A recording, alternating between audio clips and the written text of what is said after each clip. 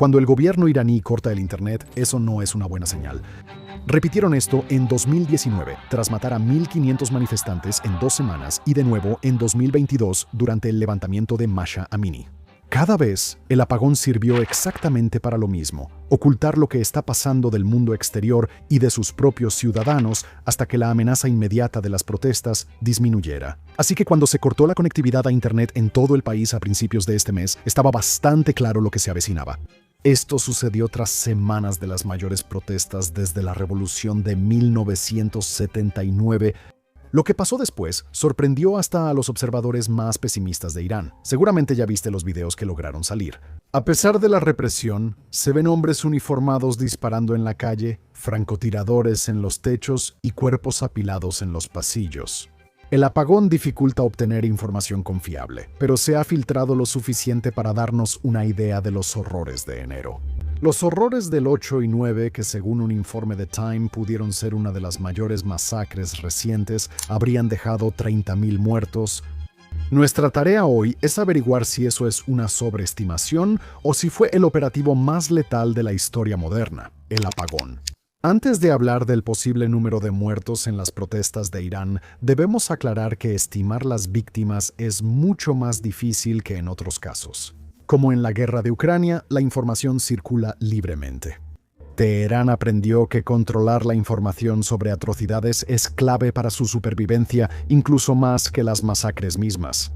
Irán invirtió mucho en infraestructura para lograr un apagón de comunicaciones y, con ayuda de Huawei, creó su propia intranet doméstica. El régimen puede desconectar al país de Internet global, pero mantener comunicaciones internas. Usó esto parcialmente en las protestas de 2019 y 2022, aunque los apagones fueron fáciles de evadir. En 2026, las protestas crecieron sin control. El 8 de enero de 2026, el régimen activó su interruptor de apagado y la conectividad en Viena cayó al 2% de lo normal. El apagón afectó más que las redes Wi-Fi. También desconectó líneas telefónicas y SMS en zonas de protesta. Por lo tanto, ha sido casi imposible decir con precisión lo que está sucediendo en el país. Esto se verá al analizar los posibles números de muertes en el video de hoy. Ante información limitada, grupos de derechos y observadores deben decidir cómo calcular posibles fallecidos.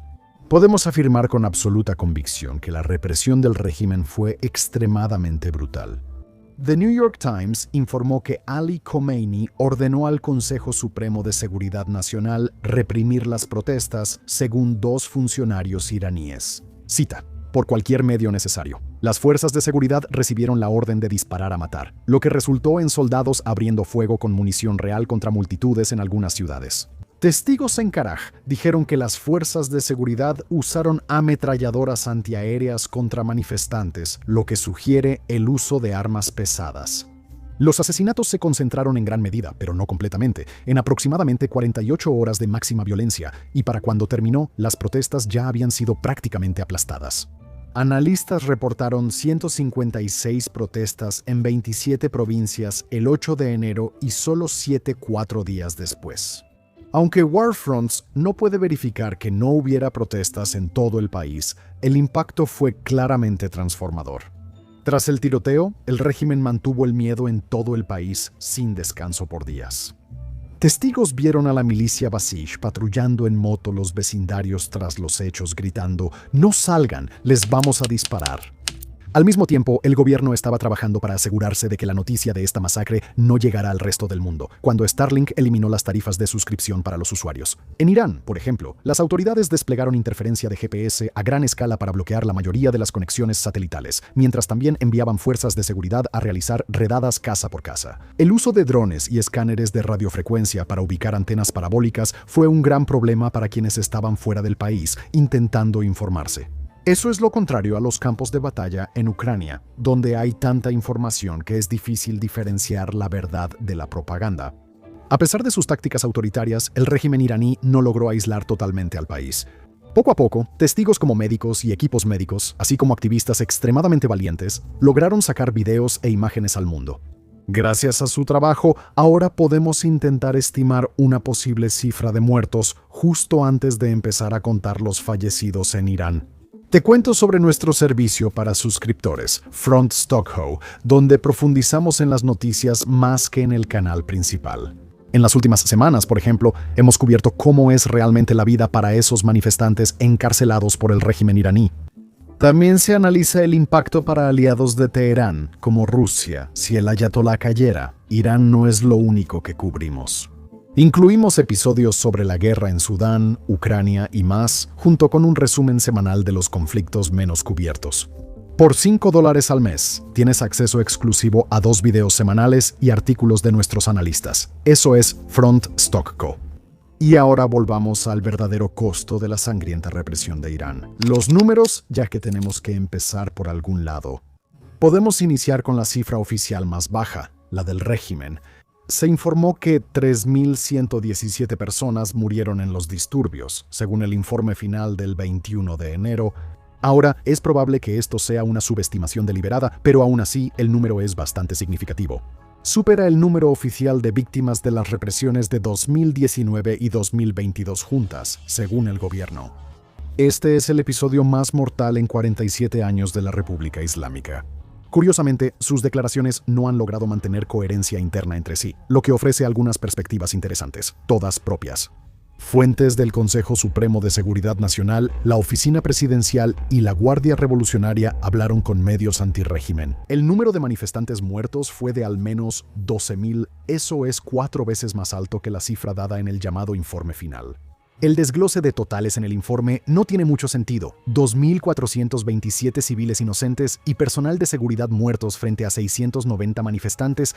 Eso significaría que personas con palos y piedras lograron matar a hombres armados con armas militares, incluso cañones antiaéreos, y a gran escala. Que funcionarios filtren cifras mucho más altas indica verdadero descontento con la brutal represión. Aún es incierto si la cifra de 12.000 muertos es precisa. Si los datos oficiales no coinciden, ¿qué sabemos realmente? Seremos honestos contigo. Los otros informes varían según la medición y la persona consultada. En el sector más conservador están organizaciones como la agencia Hrana. Tras casi ser destruidos en 2010 por un arresto masivo, se reconstruyeron y ahora tienen la mayor red de voluntarios en Irán entre los grupos de derechos humanos. Son el estándar de oro, pero también muy minuciosos al establecer el estándar de verificación. Se necesitan 2 fuentes independientes para registrar una muerte. Las más comunes son la confirmación familiar y los registros hospitalarios. También puede incluir fotos de tumbas o testimonios de testigos. Si la muerte no cumple este umbral, no se cuenta. Hasta el 27 de enero, el total verificado era de 6.221, 5.858 manifestantes, 214 de seguridad, 49 transeúntes y 100 niños. También tienen una lista adicional de 17.091 muertes categorizadas como casos en investigación que son reportados a través de sus redes y que aún no cumplen con su umbral de verificación. Sumando muertes confirmadas y en investigación, son unas 23.000. Es poco probable que los 17.091 casos pendientes lleguen a su lista. Pero, de nuevo, su metodología es tener una lista completamente sólida que verifique, más allá de cualquier duda razonable, que si alguien está en ella, era una persona real que realmente fue asesinada. Por definición, este sistema está construido con el entendimiento de que va a dejar fuera a algunas víctimas. The Sunday Times, por su parte, hizo un excelente trabajo de reportaje con una red secreta de médicos dentro de Irán. Estimó entre 16.500 y 18.000 muertes con datos hospitalarios y testimonios. Es menor que el total potencial de Hrana, pero sigue superando por mucho el conteo oficial del régimen. También está el informe de Time con el que iniciamos el episodio, hecho con fuentes locales. Dirigido por 2 altos funcionarios del Ministerio de Salud que hablaron directamente con los reporteros de Time, la historia describía conteos internos del gobierno que superaban los 30.000 muertos solo para el 8 y 9 de enero. La evidencia coincidía con eventos de víctimas masivas, algo inédito en Irán. Las instalaciones estaban saturadas, como la única morgue de Teherán que reportó entre 700 y 1.000 cuerpos. Un médico iraní, que habló anónimamente con medios occidentales, describió la situación como una guerra urbana. En una segunda parte de la investigación del Times, el cirujano germano-iraní Dr. Amir Parasta hizo un conteo independiente de muertes en hospitales, sumando 30.304 Parasta reunió sus datos a través de una red de médicos dentro de Irán en ciudades seleccionadas, comunicándose principalmente mediante terminales Starlink introducidas de contrabando. Y él ha sido explícito sobre lo que ese número no captura. Incluye únicamente las muertes registradas en hospitales civiles, lo que significa que necesariamente excluye las instalaciones médicas militares. Cuerpos enviados a las morgues sin pasar por el hospital y muertes sin información.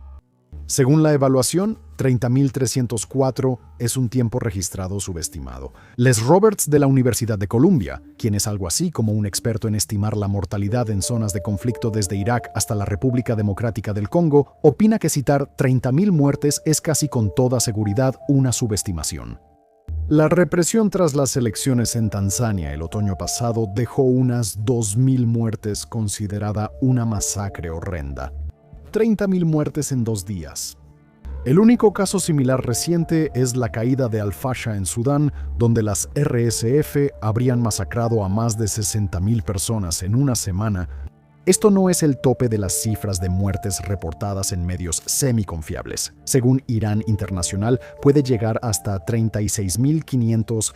Debemos enfatizar que sus fuentes son anónimas y citan datos no verificables independientemente. El medio tiene un historial que va desde publicar reportajes originales muy sólidos desde dentro del país hasta afirmaciones, digamos, no tan bien fundamentadas. Operan en Londres y los financia Arabia Saudita, para que sepas su origen. Así que, técnicamente, las cifras de cuántos realmente murieron van desde el recuento poco creíble del régimen de 3.117 hasta cifras superiores a 30.000, siendo la verificación independiente más rigurosa realizada por Hrana, la que sitúa el número en alrededor de 6.000 confirmados y otros 17.000 bajo investigación. Pero hay una razón por la que las cifras de muertos varían tanto, y tiene todo que ver con cómo y dónde ocurrieron realmente los asesinatos. ¿Quiénes murieron? Antes de analizar los patrones de asesinatos, debemos preguntarnos si estas estimaciones más altas son confiables o si están exageradas por grupos de oposición. Hay un precedente histórico que vale la pena mencionar aquí, y no es particularmente alentador si eso es lo que esperabas. Algunas cifras pudieron exagerarse por opositores al régimen en 2019, buscando apoyo internacional tras la represión por el combustible. Una organización de derechos humanos que usó estos métodos de verificación documentó entre 300 y 320 muertes, cifra citada en discusiones internacionales durante meses. Eso fue hasta que Reuters obtuvo documentos filtrados del Ministerio del Interior, el propio informe interno del régimen sobre lo que realmente sucedió. El número real de víctimas fue de alrededor de 1.500, lo que significa que el mismo tipo de fuentes solo había capturado entre el 20 y el 25% de la cifra real. No vamos a extrapolar ni a empezar a hacer multiplicaciones aproximadas aquí sobre lo que eso podría significar, porque cada situación es diferente. Los reportes de los grupos de derechos humanos avanzaron mucho desde las protestas de 2019, pero al menos debería indicar que el conteo final de Hrana probablemente sea una subestimación y no una sobreestimación, quizás por un margen amplio. Los patrones de quienes murieron realmente también nos dicen algo sobre cómo se llevó a cabo la represión, no solo en términos de su magnitud. En la provincia de Kermanshah, donde la mayoría es kurda, murieron unas 700 personas en las noches del 8 y 9 de enero. Al ver las unidades que desplegó el régimen, la situación se vuelve más sombría. La Guardia Revolucionaria envió su unidad contra la insurgencia kurda, la misma que usaron contra militantes separatistas en las fronteras. Con brigadas de fuerzas especiales que antes reprimieron protestas en Teherán en 2022, esto parece una escalada deliberada más que una simple respuesta policial. Aunque hay tensiones con la minoría kurda, no solo los kurdos sufrieron esto. En el lado opuesto del país, en la provincia sureste de Sistán y Baluchistán, otra minoría étnica enfrentó un trato casi idéntico y severo desde el inicio de las protestas. Al igual que los kurdos, los baluches están concentrados en las regiones fronterizas con largas historias de relaciones, digamos, complicadas con el gobierno central dominado por los persas. Cuando el régimen quiso acabar las protestas, estas comunidades sufrieron primero la represión. También hay otra persona que vale la pena mencionar aquí, alguien que ayuda a explicar por qué las cuentas de verificar actualmente parecen estar en el lado bajo. Testigos presenciales en varias ciudades informaron haber encontrado fuerzas de seguridad que no hablaban persa en absoluto en Karash. Testigos vieron unidades con ametralladoras pesadas y comandantes que hablaban árabe. Algunos se tomaban fotos con montones de cuerpos. CNN reportó que una fuente de seguridad iraquí dijo que casi 5.000 combatientes de milicias chiitas iraquíes cruzaron a Irán para ayudar en la represión, algunos de los cuales entraron por los cruces fronterizos bajo el pretexto de peregrinaciones religiosas. La lógica aquí no es difícil de entender. Los combatientes extranjeros no conocen a nadie en la multitud, por lo que no dudan al recibir órdenes. Esto también impacta el conteo de muertos. Las regiones kurda y baluchi sufrieron la mayor violencia y el apagón informativo más severo. Analistas dijeron que Kurdistán estaba casi totalmente incomunicada. Las cifras confiables solo aparecerán mucho después, si acaso. ¿Y ahora qué sigue? ¿Dónde es esto? ¿Nos dejas? Quisiéramos darte una cifra y decir que somos un frente de guerra. Podemos investigar o extrapolar hasta estar seguros de cuántas personas han sido asesinadas por el régimen. Hay mucha incertidumbre en esta situación, sobre todo por lo difícil que es difundir información en el país y más aún sacarla de contrabando. Las estimaciones que sitúan el número de muertos en 30.000 o más fueron recibidas inicialmente con cierto escepticismo por parte de la comunidad internacional. Ese escepticismo puede ser útil, ya que la oposición busca mostrar al gobierno como lo más malvado posible. Dicho esto, tenemos que ser cautelosos y no minimizar hasta qué punto el ayatolá y sus hombres están dispuestos a llegar para aferrarse al poder.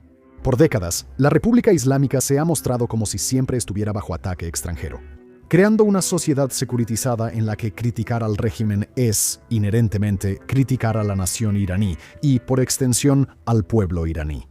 No han mostrado señales de fracturarse por la represión, como informamos en frentes internos. Se filtró que altos miembros del régimen evalúan reformas internas y exteriores en Teherán si Estados Unidos no interviene. Pero esto parece más una estrategia para conservar el poder que un genuino deseo de reforma. Todo el liderazgo político ha apoyado la represión, desde el presidente Pezeshkian hasta el canciller Said Abbas. El reciente artículo de opinión de Aragachi en el Wall Street Journal, que tenía un subtítulo ominoso: a diferencia de 2025, ahora responderemos sin reservas con todos nuestros recursos. Aún no se sabe si el régimen seguirá en el poder. Ya sea que los muertos sean 6.000 o 36.000, el mensaje no cambia, incluso con las cifras más bajas. El régimen realizó una de las represiones más sangrientas de la historia moderna, superando ampliamente la de Venezuela, Nepal o Tanzania tras elecciones disputadas. Teherán supervisó una represión casi tan brutal como la de Saddam Hussein contra quienes se rebelaron contra Israel en 1991, que tengamos que remontarnos 35 años atrás para hallar una comparación adecuada. Mencionar las atrocidades de las RSF en Al-Fasha debería dejar claro el mensaje que el régimen quería dar. Una advertencia a su pueblo. Estamos aquí, no nos iremos y haremos lo necesario para mantener el poder. La reacción de la comunidad internacional será tema de futuros episodios. Gracias por vernos.